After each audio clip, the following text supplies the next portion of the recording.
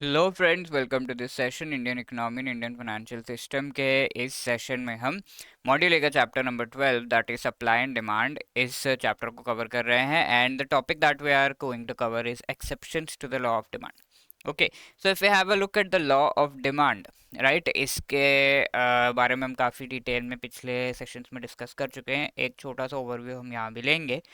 इसके कुछ एक्सेप्शंस हैं, राइट। तो वो समझने के लिए पहले हमें लॉ ऑफ डिमांड क्या होता है वो याद करना पड़ेगा, रिकॉल करना पड़ेगा, या फिर अगर आप पहली बार ये चीज़ सुन रहे हो तो आपको समझना पड़ेगा। एंड देन आप एक्सेप्शंस की बात कर सकते हैं। Okay, so first of all, what is law of demand? We have already seen कि अगर जो बहुत सारे फैक्टर्स हैं जो डिमांड को इन्फ्लुएंस करते हैं वो सारे कांस्टेंट हैं एक्सेप्ट प्राइस। ठीक है, तो अगर प्राइस में कोई भी वेरिएशन किया जा रहा है तो वो वेरिएशन डिमांड में उल्टा दिखेगा। For example, if the price of something is increase, ये जो वेजिटेबल्स हैं इनके प्राइस इंक्रीज कर दिए तो इसका डिमांड क्या होगा? भाई बहुत महंगा बेच रहे हैं, डिमांड कम हो जाएगा, इजंट इट? तो जैसे प्राइस कम है तो आपका डिमांड, यहाँ पर आपका डिमांड आ रहा है क्वांटिटी डिमांडेड, तो जैसे आपका प्राइस कम है 15 के आसपास है तो आपका डिमांड ज़्यादा है 40। अब इसी का प्राइस 35 कर दिया तो इसका जो डिमांड है वो क्या हो गया? 15 लोग ही इसे खरीद रहे हैं। ठीक है, तो लॉ ऑफ डिमांड ये है कि प्राइस में वेरिएशन जो किए जाते हैं इससे डिमांड में वेरिएशंस आते हैं and this variation is inverse. ठीक है, प्राइस बढ़ने पे डिमांड कम होता है, प्राइस कम होने पे डिमांड बढ़ता है, तो that is the thing. Okay, now इस लॉ के एक्सेप्शन है, क्या मतलब है इसका? तो डिमांड और प्राइस जो है they should be inversely proportional. Demand quantity demanded should be inversely proportional to price of a particular commodity। लेकिन ऐसे कुछ केसेस हैं जहां पर क्वांटिटी डिमांडेड डायरेक्टली प्रोपोर्शनल हो जाता है टू द प्राइस। ऐसे में क्या होगा?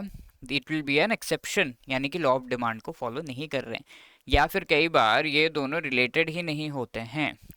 ठीक है, नॉट रिलेटेड, या फिर कई बार प्राइस को वेरी किया जाता है लेकिन डिमांड में कोई वेरिएशन नहीं आता, सेम थिंग कि ये रिलेटेड नहीं है, राइट। तो ये चीज़ें हैं, ऐसे होने पे वी से कि एक्सेप्शन है लॉ ऑफ डिमांड का, क्योंकि वो लॉ ऑफ डिमांड को फॉलो ये केस नहीं कर रहा। तो कौन कौन से एक्सेप्शन है वो देख लेते हैं। सबसे पहली बात, वेबलन गुड्स। और वेबलन नाम के ये जो इकोनॉमिस्ट हैं इन्होंने कंस्पीशियस कंजम्पशन अपने इस थियोरी को कंस्पीशियस कंजम्पशन भी कहा है। ठीक है, what is this conspicuous consumption? Let's say आप कपड़े खरीदने गए और आप किसी जो है बड़े स्टोर पे गए और वहाँ पर ब्रांडेड क्लोथ्स लेना चाहते हो, तो ब्रांडेड क्लोथ्स की डिमांड तो हमेशा ही है, उनका प्राइस आप जितना भी बढ़ा दो, जैसे जैसे प्राइस बढ़ता है वैसे वैसे उसकी डिमांड बढ़ती जाती है। ओके, ऑल दो पीपल के पास शायद पैसे ना हो, किडनी वगैरह बेच के आईफोन ले रहे हैं आजकल, तो ये चीज़ होती है कि जैसे जैसे प्राइस बढ़ता है इन इस तरह के गुड्स का वैसे वैसे इनकी डिमांड बढ़ती है, और ये गुड्स क्या कहलाते हैं? ये लग्जरी गुड्स भी कहलाते हैं। और क्योंकि ये लॉ ऑफ डिमांड को फॉलो नहीं कर रहे हैं तो we can call it conspicuous consumption, यानी कि ऐसी कंजम्पशन है जो कि नॉर्मल ट्रेंड को फॉलो नहीं कर रही है। ठीक है, तो नॉर्मल ट्रेंड क्या है? अगर प्राइस बढ़ रहा है तो आदमी, जो पीपल है, they do not want to buy it. But यहाँ पर क्या हो रहा है? वेबलन गुड्स में when the price of luxury goods increases उनकी डिमांड भी बढ़ने लगती है। तो this thing is against the law of demand, that is वैसे एक्सेप्शन कहा जा रहा है। आप यही ले लो, आईफोन जितना से जितना महंगा उतना ज़्यादा स्टेटस सिंबल। सो वाई ये लिया जाता है?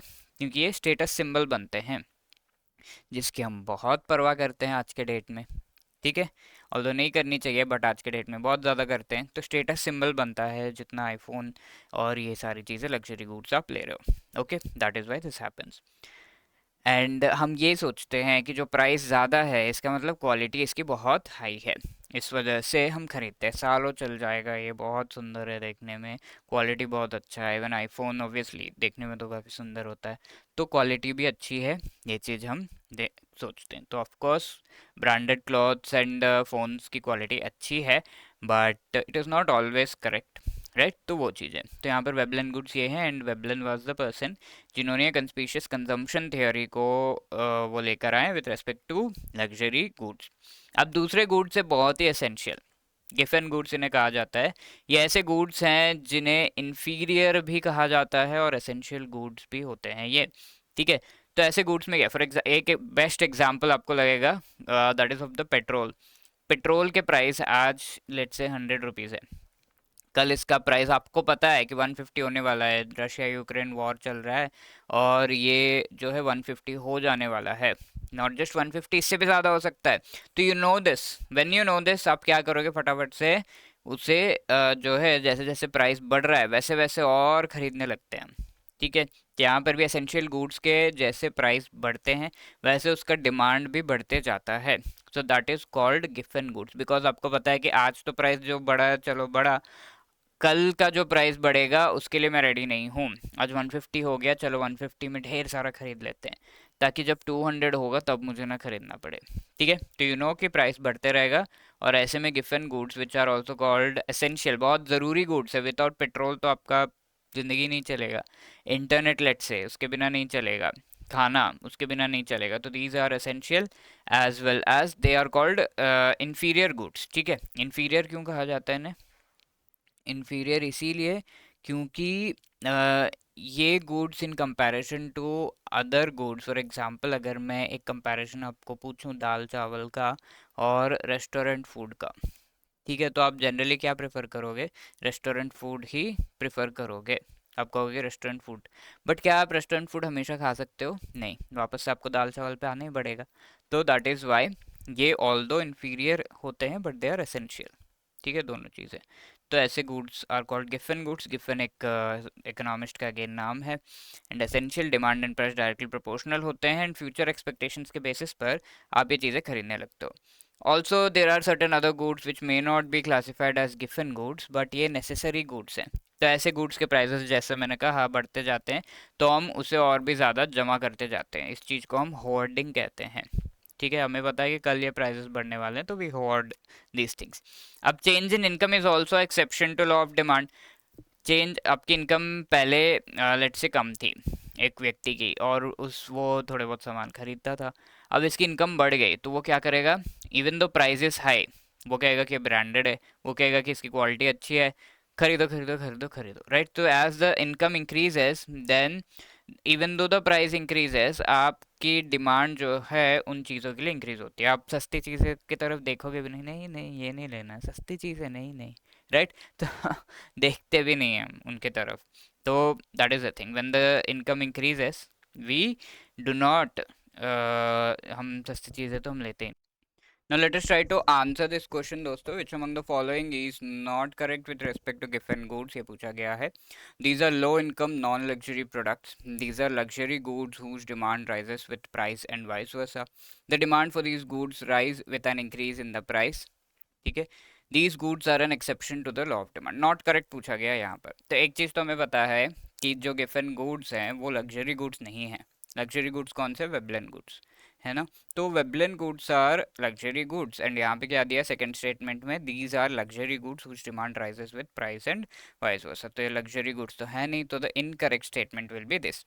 बाकी देख लेते हैं low income non luxury products. जी हाँ, इन गुड्स की प्राइस जो है डिमांड राइज होती है with the increase in the prices. Prices जैसे जैसे बढ़ेंगे वैसे वैसे हमारी जो एक्सपेक्टेशन है फ्यूचर की उसके हिसाब से इनका डिमांड बढ़ता है।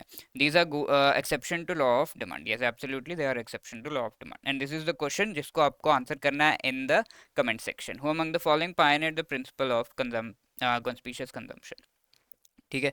Veblen, Robert Giffen, Adam Smith या लियोनल मार्शल, इनमें से कौन सा सही है? Please do let me know in the comment section. If you have any queries, you can call us on 8146207241 या फिर you can drop a mail at hello@edutab.co.in, ठीक है। आपके queries आप यहाँ पर भेज सकते हो via mail. You can also let us know कि आपको ये videos कैसे लग रहे हैं and you can let us know through the mail or by dropping a comment in the comment section. All the best for your preparation. Thank you.